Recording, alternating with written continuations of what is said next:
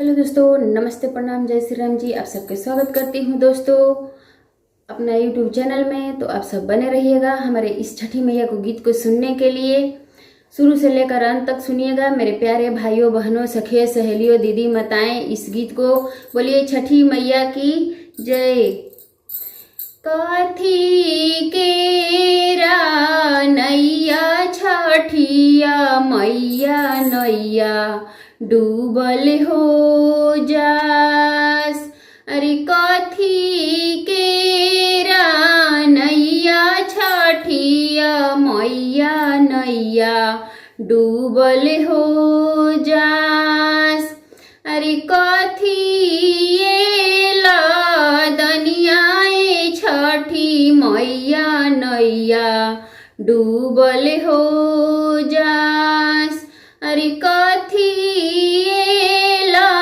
दनियाए छठी मैया नैया डूबल हो जास।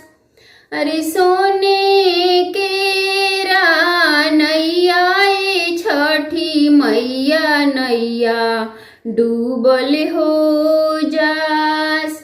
अरे सोने के नैया छठिया मैया नैया डूबल हो जास। अरे केला वाला दनिया छठिया मैया नैया डूबल हो जास।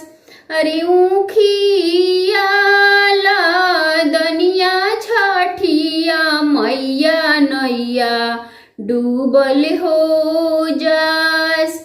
अरे नारियल दनिया छठिया मैया नैया डूबल हो जास। अरे सुथानी दनिया छठिया मैया नैया डूबल हो जास। अरे अदिया दनिया छठी मैया नैया डूबल हो जास।